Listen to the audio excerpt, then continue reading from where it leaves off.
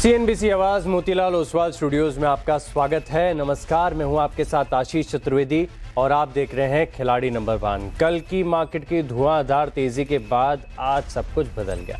आज सुबह 6:30 बजे ट्रंप की तरफ से संबोधन हुआ, जहां पर वो बता रहे थे कि अब एक्शन ईरान पर और तीव्र देखने को मिलेगा। तो मार्केट ने समझ लिया कि जो टेंशन है प्रोलॉन्ग्ड रहेगी, थोड़े लंबे समय तक रहेगी। अगले 2 से 3 हफ्ते काफी क्रिटिकल है। नतीजा क्या, आइए समझते हैं। निफ्टी को देखिए, 450 अंकों की गिरावट यहाँ पर आपको नजर आएगी, तकरीबन 2% ऊपर। कल इसी शो के समय, जब हम आपसे बात कर रहे थे, तकरीबन 400 से 500 अंक ऊपर निफ्टी था। आज उतना ही नीचे नजर आ रहा है। बैंक निफ्टी का हाल देखते हैं, क्योंकि अब बैंकों की तरफ से क्वार्टरली अपडेट आ रहे हैं। कल 1300 अंकों की तेजी थी, आज 1365 अंकों का कट यहाँ पर देखने को मिल रहा है। निफ्टी बैंक के बाद आप मिड कैप और स्मॉल कैप को भी देखें, 1500 अंकों से ज्यादा यानी 3% की गिरावट है मिड कैप में। और कल छोटे स्टॉक्स खूब चले थे, जबरदस्त तेजी थी। 450 अंक नीचे, 3% का कट यहाँ पर देखने को मिल रहा है। यानी कल की जितनी भी रिकवरी थी, आज काफी हद तक ये पूरी रिकवरी को हमने गंवा दिया। एडवांस और डिक्लाइन बिल्कुल कल के विपरीत। कल मार्केट में गिरने वालों की संख्या ना के बराबर थी, आज मार्केट में बढ़ने वालों की संख्या ना के बराबर है। 477 शेयर ऐसे पूरे बाजार में जहां पर हरे निशान में कामकाज नजर आएगा, लेकिन इसके सामने तकरीबन आप ये समझ लीजिए कि 2400 शेयर ऐसे जहां पर आपको गिरावट देखने को मिलेगी। समझते हैं कि सेक्टर स्पेसिफिक एक्शन कैसा है, किस स्पेस में सबसे ज्यादा पेन है। अब इंडिया वेक्स 3.5% ऊपर है, एक्सपेक्टेड। अच्छा, आईटी थोड़ा सा रेस्क्यू कर रहा है। आईटी के कुछ चुनिंदा स्टॉक्स में देख रहा हूं जहां पर स्ट्रेंथ आपको देखने को मिल रही है। लेकिन आप रियलिटी पैक को देखिए, इसकी चर्चा हर शो में मैं लगातार करता हूं कि मार्केट के साथ एक बड़ा मूव देखने को मिलता है। इनका बीटा काफी हाई है, 3% नीचे। डिफेंस पैक पर अपडेट्स बढ़िया, लेकिन अभी भी 2% की गिरावट है। पीएसयू बैंक 3.5% तक लौट चुके हैं। फाइनेंशियल्स में 2.5% का कट है। फार्मा के सभी स्टॉक 4 से 5% नीचे, पूरा इंडेक्स 3% नीचे नजर आएगा। डॉलर इंडेक्स 100 के करीब, निफ्टी मेटल 2.5% की गिरावट। कैपिटल गुड्स है, एनर्जी है, कैपिटल मार्केट इंडेक्स है, चारों तरफ सिर्फ और सिर्फ गिरावट है। इस स्क्रीन पर सिर्फ 2 ही हरे निशान, एक इंडिया विक्स और दूसरा है आईटी। यहाँ पर रखेंगे फोकस। चलिए अब देखते हैं कि निफ्टी में कहाँ से तेजी आ रही है, कहाँ से मंदी स्टॉक्स दिखा रहे हैं। तो क्या बात है, देखिए ध्यान से, सिर्फ 2 ही शेयर ऐसे हैं जहां पर आपको हरे निशान में कारोबार नजर आएगा। एक तो टीसीएस है जो कि 0.1 अंकों का, मतलब ना के बराबर का कंट्रीब्यूशन है। एचसीएल टेक 2 दे रहा है अंकों का। बाकी ड्रैग दे रहा है रिलायंस 50 अंक, एल&टी 40 अंक, स्टेट बैंक ऑफ इंडिया 40 अंक और आईसीआईसीआई बैंक यहाँ पर भी 35 अंकों का ड्रैग है। निफ्टी बैंक, तस्वीर तो समझ आएगी होगी निफ्टी को देखने के बाद कि निफ्टी बैंक में तो कोई भी शेयर ऐसा नहीं है जहां पर आपको खरीदारी नजर आए। बिल्कुल कल के मार्केट का एक्शन का आज उल्टा हो रहा है। स्टेट बैंक ऑफ इंडिया अकेले 300 अंकों का ड्रैग दे रहा है। ICICI bank, HDFC bank, axis bank कुल मिलाकर तकरीबन 1320 अंकों का भारी भरकम दबाव। यानी मार्केट में ट्रेड करना बहुत ज़्यादा मुश्किल हो रहा है। आप कोई व्यू नहीं बनाकर चल सकते। कल के मार्केट को देखें तो सबको लग रहा था कि तेजी हो जाएगी, स्टॉक्स बढ़िया थे, ब्रेकआउट थे, 8, 10, 15% वाले तेजी वाले स्टॉक्सों की लिस्ट काफ़ी ज़्यादा थी। लेकिन आज देखिए पूरी तरीके से जज्बात बदल गए। लेकिन ऐसे मार्केट में भी डटकर सामना कर रहे हैं वॉलेटिलिटी का हमारे तीनों मार्केट एक्सपर्ट्स। शो में करिए स्वागत। सबसे पहले सैमको सिक्योरिटीज के धूपेश धमेजा, इक्विनॉक्स रिसर्च के पंकज रांदड़ और ग्लोब कैपिटल मार्केट के गौरव शर्मा। आप तीनों को नमस्कार, शो में स्वागत है। सबसे पहले परफॉर्मेंस एक बार समझ लेते हैं और ये परफॉर्मेंस बता देता हूं दर्शकों की कि कल 3:30 बजे तक की परफॉर्मेंस है और क्योंकि कल मार्केट्स में छुट्टी है, इसी के चलते आज 3, 3:30 बजे के करीब ही फाइनल हो जाएगा कि इन तीनों में से कौन है असली खिलाड़ी नंबर 1। तस्वीर ये बता रही है कि धूपेश धमेजा के पोर्टफोलियो में 12% का भयंकर पेन है। पंकज जी लीड कर रहे हैं हफ्ते की शुरुआत से लेकर अब तक, 4% के गेन्स ओवरऑल इनके पोर्टफोलियो में नजर आएंगे। वहीं गौरव शर्मा के पोर्टफोलियो में देखें तो स्थिरता है और स्थिरता को अप्रिशिएट करना चाहिए मार्केट में। ऐसे मार्केट में पैसा बनाना बहुत मुश्किल है, अगर पैसा बच भी जाता है तो एक काबिले तारीफ परफॉर्मेंस। 0.2% के गेन्स यहाँ पर इनके पोर्टफोलियो में फिलहाल नजर आ रहे हैं। चलिए अब एक एक करके समझते हैं कि किसके पोर्टफोलियो में कौन से स्टॉक्स हैं, कितने विकल्प हैं, खेल के नियम क्या सजेस्ट करते हैं। सबसे पहले हम चलेंगे धूपेश धमेजा जी के पास और इनके पोर्टफोलियो को फिलहाल के लिए समझेंगे।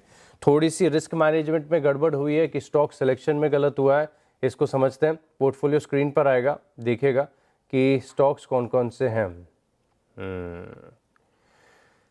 एल्यूमिनियम पर निर्भरता ज़्यादा कर ली, क्या नतीजा हुआ कि डॉलर इंडेक्स 100 के करीब, मेटल्स के साथ इन्वर्स कोरिलेशन भारी पड़ गया। दोनों स्टॉक्स थोड़े से गलत पड़ते हुए नजर आए। बताइए सर, अब आज के लिए डैमेज कंट्रोल स्ट्रैटेजी क्या है? और 12% की गिरावट आपके पोर्टफोलियो में, मार्केट बहुत कठिन है, बहुत टफ मार्केट है, मैं समझता हूँ इस बात को, तो कैसे देखेंगे सर आप डेटा को? करंटली अगर हम देखें बात करें तो मार्केट की, ये आपने जैसे बोला सही है कि मार्केट थोड़ा टफ हो रहा है। करंटली अगर हम बात करें निफ्टी में भी वॉलेटिलिटी हाई होते हुए दिख रही है, और साथ ही साथ अगर हम बात करें तो थोड़ा आज के लिए हम सेल ऑन राइज का ही अपॉर्चुनिटी देखेंगे मार्केट में। तो उसी तरफ से हमने ऑटोमोबाइल के स्टॉक को, बजाज ऑटो में शॉर्ट की सलाह रहेगी आज के ट्रेड के लिए। मतलब आज लास्ट डे है तो इंट्राडे बेसिस ही हो जाएगा वो। बजाज ऑटो में हम लोग शॉर्ट की ट्रेड प्लान कर सकते हैं। स्टॉप लॉस जो रहेगा 8840 का हम स्टॉप लॉस के साथ काम करेंगे। नीचे में 8400 के हम लोग टारगेट देख सकते हैं। तो यहाँ पर स्टॉक चुन लिया है बजाज ऑटो का, यहाँ पर रखेगा फोकस। ऑटो बिक्री के आंकड़ों का असर भी यहाँ पर आपको स्टॉक्स में देखने को मिल रहा है। हालांकि मूड मॉल ऐसा है कि खुल के रिएक्शन नहीं आ पा रहा है। बजाज ऑटो ये पहला स्टॉक है जहाँ पर आपने 8400 के टारगेट दिए शॉर्ट साइड पर। 8840 रुपये का स्टॉप लॉस है, नोट मैंने कर लिया है। खेल के नियम सर सजेस्ट कर रहे हैं कि आपके पास एक और शेयर को अपने पोर्टफोलियो में जोड़ने का विकल्प रहेगा। मैं बाकी के एक्सपर्ट से बात करता हूँ, तब तक आप एक स्टॉक को ढूंढ के रखिएगा। चलते हैं पंकज जी के पास। ऐसे मार्केट में भी आपके पोर्टफोलियो में काफ़ी काबिले तारीफ परफॉर्मेंस, कॉन्ग्रेचुलेशंस। अब तक तो सो फार आप बहुत बढ़िया कर रहे हो सर। अब पोर्टफोलियो देखा जाए, पहले क्या क्या किया है। हिंदुस्तान कॉपर को चुना, कल बहुत बढ़िया तेजी थी स्टॉक में, एग्जिट कर लिया। उसके बाद जीआईसी, यहाँ पर profit booking out of the blues. ये स्टॉक कहाँ से ढूंढ के निकाल रहा है सर आप? बहुत बढ़िया परफॉर्मेंस यहाँ पर भी आ गई। अब इन गेंस को प्रोटेक्ट भी करना है और थोड़ी सी तेजी भी दिखानी है, तो विकल्प है आपके पास भी दो शेयरों का। पहला स्टॉक कौन सा होगा और कोई खास रणनीति आज के सत्र के लिए? सर, कोई खास रणनीति तो नहीं है। मुझे लगता है कि मार्केट अभी सिर्फ इंट्राडे का ही है, तो इंट्राडे में ही काम करना ज्यादा बेहतर होगा। यू नेवर नो कि कल ट्रम्प उठकर क्या बोल दे और क्या हो जाए। नहीं तो जिस तरीके से गिफ्ट निफ्टी हम लोग सुबह में 150 अंक ऊपर देख रहे थे, इमीडिएट स्पीच के बाद में वो 400 450 अंक नीचे भी चला गया। तो ये पहचान पाना थोड़ा सा मुश्किल होते जा रहा है। इवन चार्ट्स के ऊपर भी कंक्लूजन आना थोड़ा डिफिकल्ट हो रहा है, लेकिन ड्यूरिंग द डे चार्ट्स के ऊपर कन्विक्शन जहाँ पे मिलते हैं ट्रेड लेने की कोशिश करेंगे। यहाँ पे आनंद राठी के स्टॉक्स पे खरीदारी की सलाह रहेगी। 3170-75 की रेंज अभी फिलहाल चल रही है यहाँ पे, तो खरीदारी की सलाह रहेगी। 3140 रुपए का एक स्टॉप लॉस यहाँ पर मेंटेन करना होगा। मुझे लगता है कि एक ब्रेकआउट का अटेम्प्ट कर चुका है स्टॉक, और ये दोबारा ऊपर आने की कोशिश कर रहा है, तो 3250 रुपए के टारगेट के लिए इसको प्ले करना चाहिए। 3250 के टारगेट्स के लिए। और ऐसे मार्केट में कोई स्टॉक आपको हरा निशानी दिखा देना तो उसे बड़े ध्यान से देखेगा, 2-3 टाइम फ्रेम पर उसका चार्ट देखिए। बहुत कम स्टॉक्स हैं, बड़े रेयर और दुर्लभ स्टॉक हो गए जो आपको हरे निशान में तेजी के साथ कारोबार करते हुए नजर आ रहे हैं। 3250 का टारगेट, 3140 रुपए का स्टॉप लॉस, नोट मैंने कर लिया है। सर विकल्प आपके पास भी एक और शेयर का है, ढूंढ के रखिएगा। तब तक चलते हैं गौरव जी के पास। गौरव जी का पोर्टफोलियो देखा जाए फिलहाल के लिए कौन से स्टॉक्स हैं? और ऐसे उतार चढ़ाव वाले मार्केट्स में भी बड़ी बात यह है कि इनके पोर्टफोलियो में नुकसान नहीं है, 0.2% के गेंस हैं। उम्मीद है क्योंकि कल 3:30 बजे तक की परफॉर्मेंस। अब इनके पास एनएलसी इंडिया ये स्टॉक चुना जहां पर एसएल हिट हो गया, बढ़िया एक डिसिप्लिन के माध्यम से एसएल हिट किया सही लेवल पर। वेदांता की बात करें तो यहाँ पर भी इस स्टॉक में से एग्जिट किया है। विकल्प सर आपके पास भी दो स्टॉक्स का है, कैसे देख रहे हैं सर मार्केट को, कैसे ट्रेड करना चाहिए? और दूसरी बात, पहला आइडिया कौन सा होगा?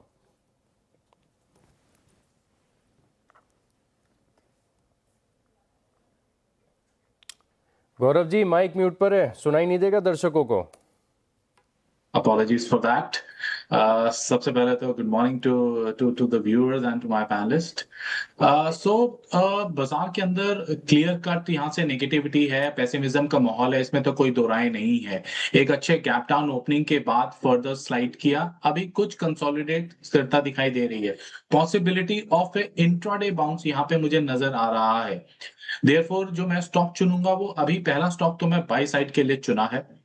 आनंद राठी का शेयर मेरे भी नजर पे था, मैं भी उसे देने करने वाला था, but Pankaj Rander ji, proactive smart trader, उन्होंने पहले ही उसको बुक कर लिया। Therefore I will go with my next option. Page Industries का शेयर मुझे अच्छा लग रहा है।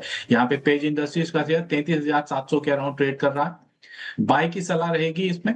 एक अच्छे बॉटम लेवल पे रिवर्सल होता हुआ नजर आ रहा है, तो एक बाउंस की प्रोबेबिलिटी हाई है। अब क्योंकि आखिरी दिन है, एक ऐसा शेयर चाहिए जो तेज मूव दे सके। I am sticking around with page. 32,800 का स्टॉप लॉस और 35,000 के करीब के मैं टारगेट सजेस्ट कर रहा हूँ इस स्टॉक के अंदर।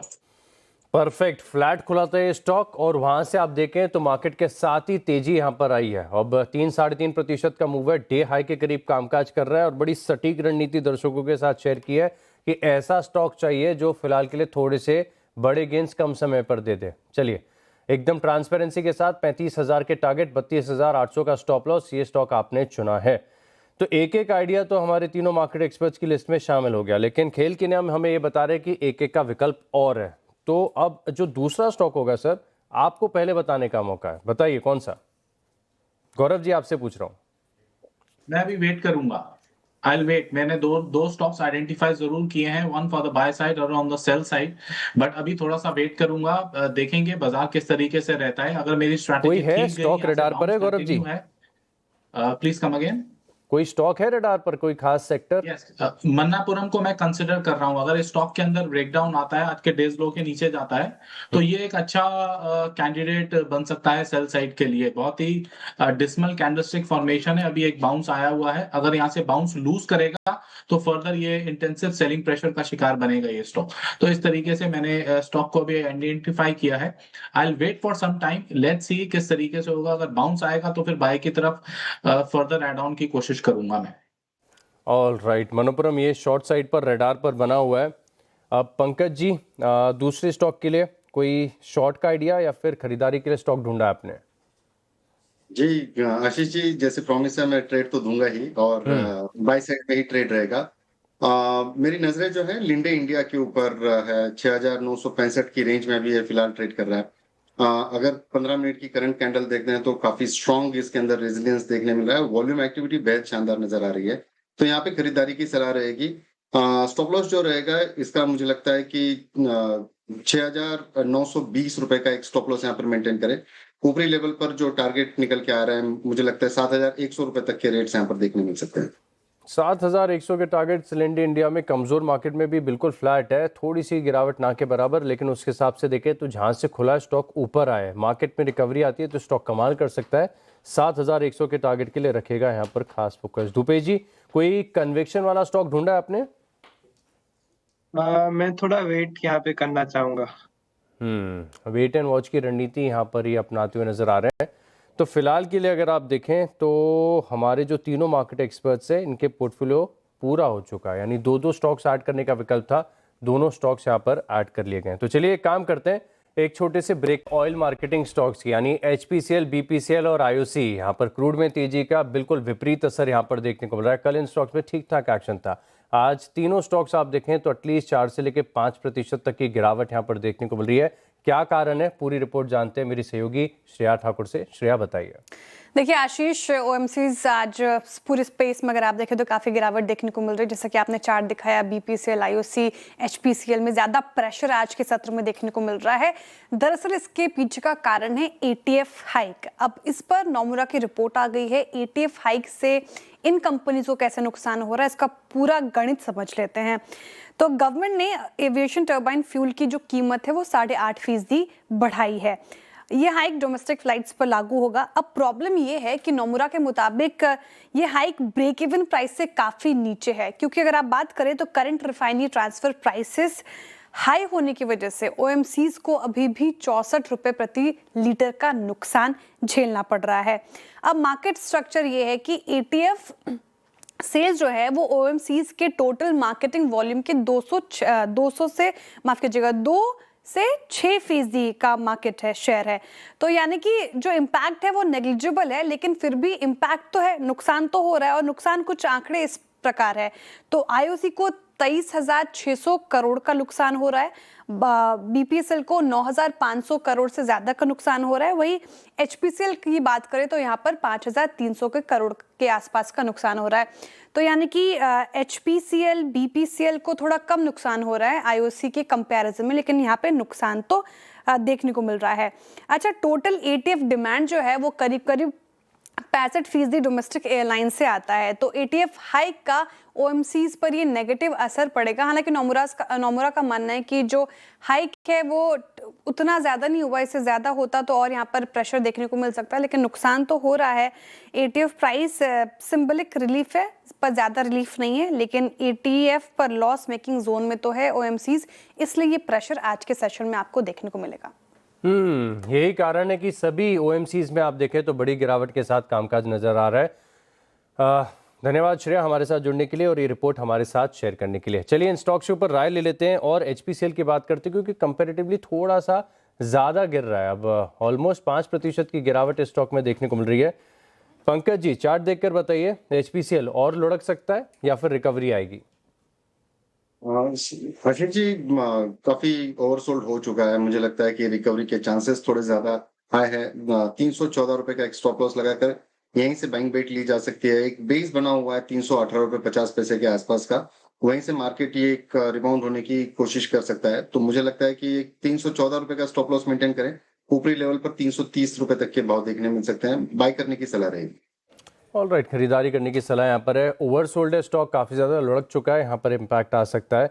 इसके अलावा बीपीसीएल, धुपेश जी चार्ट देखकर बताइए कैसा लग रहा है ये स्टॉक? एक्चुअली सेम जैसे पंकज सर ने कहा कि ज्यादा ओवरसोल्ड हम लोग को विटनेस हो रहा है, बट करंटली अगर हम बात करें तो एक टेम्परेरी बाउंस आ सकता है अराउंड 200 285 290 तक के, बट वो लेवल्स रहेगी सेल ऑन राइज की, क्योंकि अगर स्टॉक का स्ट्रक्चर देखें तो लोअर हाई लोस में चल रहा है और साथ ही साथ अपने शॉर्ट टर्म मूविंग एवरेज में ही शॉर्ट टर्म मूविंग एवरेज के नीचे ट्रेड हो रहा है। तो यस, कोई भी बाउंस आता है 280 290 के अराउंड, तो वो सेल ऑन राइज का अपॉर्चुनिटी हम लोग देख सकते हैं। स्क्रीन पर लेकर आइए आरबीएल बैंक का चार्ट। एक तरफ हम देख रहे हैं कि सभी बैंकिंग स्टॉक्स में आपको बड़ी गिरावट यहाँ पर देखने को मिल रही है। आरबीएल बैंक ये स्लाइटली ऑफ हाइज हुआ है, 1.5% की गिरावट तकरीबन यहाँ पर देखने को मिल रही है। दरअसल कुछ सोर्सेज के माध्यम से खबरें निकल कर आ रही है कि यहाँ पर एमिरेट्स एनबीडी की तरफ से जो हिस्सेदारी खरीदने का प्लान था उसे आरबीआई को मंजूरी मिल गई है। मच अवेटेड था, एक्सपेक्टेड था। अब इसके बाद इस स्टॉक में एक इनिशियल स्पर्ट आया, लेकिन फिर मार्केट की गिरावट के साथ ऑफ हाइज के एक्शन आ गए। गौरव जी, चार्ट देखकर बताइए आरबीएल बैंक, अगर बैंकिंग स्टॉक्स में रिकवरी आती है, निफ्टी टूवर्ड्स क्लोजिंग थोड़ा सा रिकवर करता है, तो यहाँ पर खरीदारी की जा सकती है?